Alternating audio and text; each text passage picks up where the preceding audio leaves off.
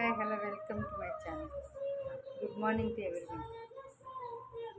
నిన్న వాట్సాప్ స్టేటస్లో ఒక ఆమె ఒక టైటిల్ పెట్టింది, స్టేటస్లో పెట్టుకునింది.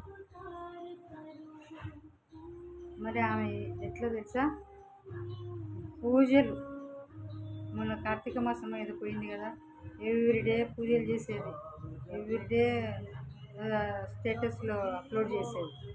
కానీ నిన్న స్టేటస్లో ఏం పెట్టింది, అవి మళ్ళీ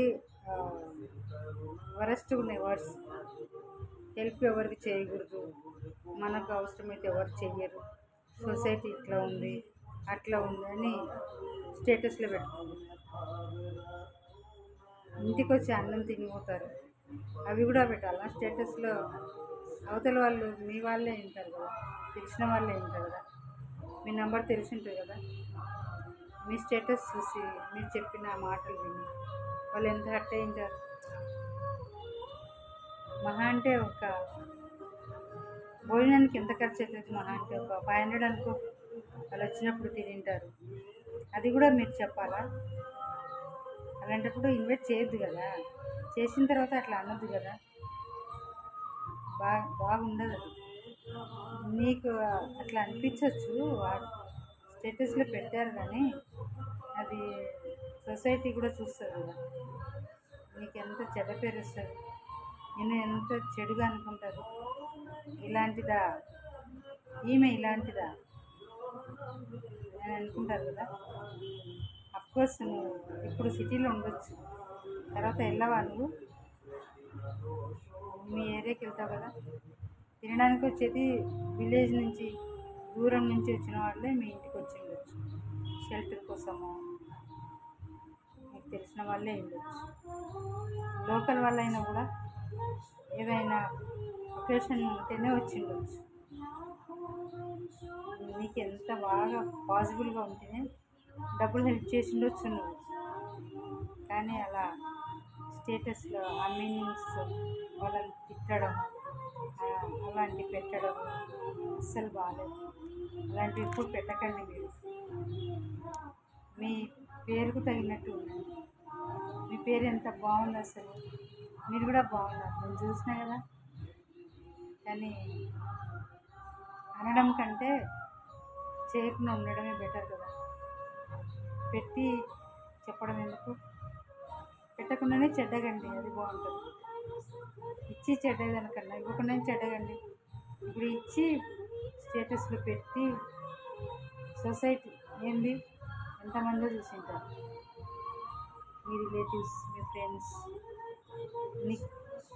మీతో బాగా క్లోజ్గా ఉండేవాళ్ళు, వాళ్ళు కూడా అనుకుంటారు, అరే ఇలాంటిదా ఈమె, ఎవరి గురించో పెడితే కూడా వాళ్ళు కూడా టచ్ అవుతుంది కదా.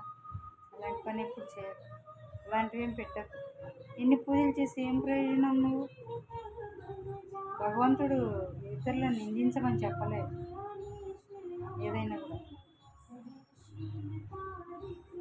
పెట్టి అనడం ఎందుకు? ఏదైనా కావాలంటే భగవంతుని పూజించు మంచిగా. నీకు ఏదైనా కావాలంటే భగవంతుడు ఇస్తాడు. వేరే వాళ్ళు ఇచ్చేది ఎంతసేపు ఉంటుంది?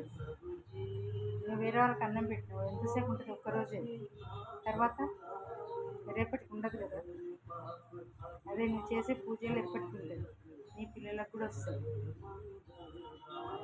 నీ శ్రేయోభిలాషగా చెప్తున్నాను అంతే ఈ మాట. ఎవరైనా కూడా సొసైటీ గురించి చెడుగా మాట్లాడద్దు, సొసైటీని నిందించొద్దు.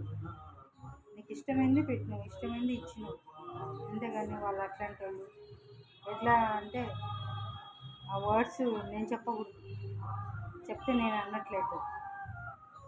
అట్లా సొసైటీలో ఉన్న వాళ్ళని అట్లా మాట్లాడుతూ వర్డ్స్ పెట్టి స్టేటస్లో పెట్టింది ఆమె. భక్తురాలు, మళ్ళీ మహాభక్తురాలు, ఎవ్రీడే పూజలు చేసి స్టేటస్లో పెట్టేది నేను చూసేదాన్ని. ఇప్పుడు స్టేటస్లో పెడితే ఏంటా ఇట్లా పెట్టింది అని చెప్పి స్పందించాను అంతే. ఎవరైనా ఏదన్నా మంచిగా చెడైనా చేస్తే స్పందిస్తాం, మంచి కానీ చెడు కానీ వెంటనే రియాక్ట్ అవుతాం. అలా రియాక్ట్ అయ్యాను నేను.